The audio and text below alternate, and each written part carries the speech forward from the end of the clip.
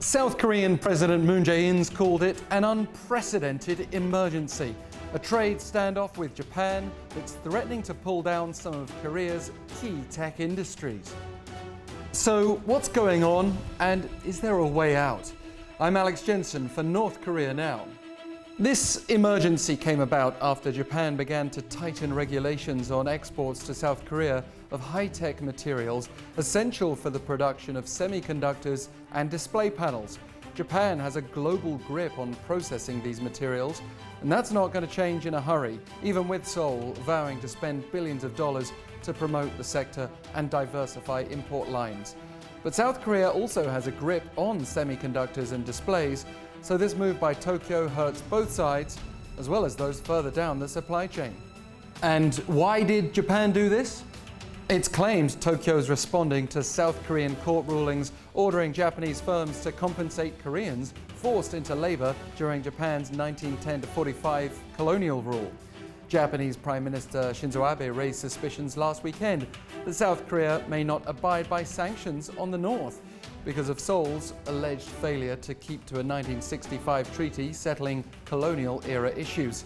And a close confidant of Abe reportedly raised concerns exports to South Korea could end up in the North.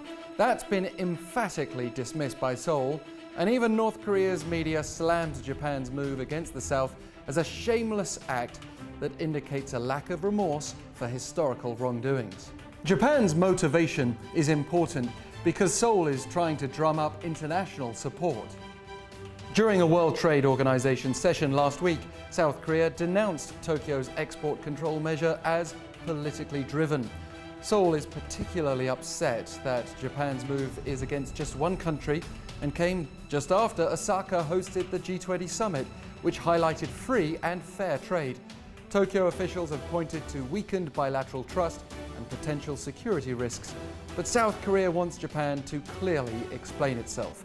And this all places the US in a tricky position between important allies. Seoul has sent officials to both Japan and the US this week, while regional security is sensitive on the North Korea front. But we shouldn't necessarily hope for intervention by the US, as President Donald Trump is close to Abe and hasn't exactly been a trade model himself. What other options are there then? Seoul is pushing for a Moon-Abe summit, but Japan has an election coming up and Abe's unlikely to concede ground now.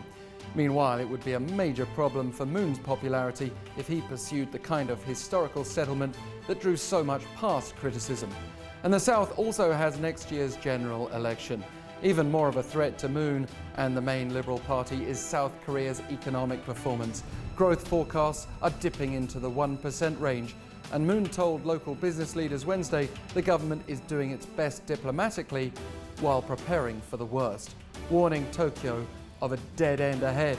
Samsung's Lee Jae-yong wasn't at the meeting because he's been in Japan, and maybe this is where money needs to talk.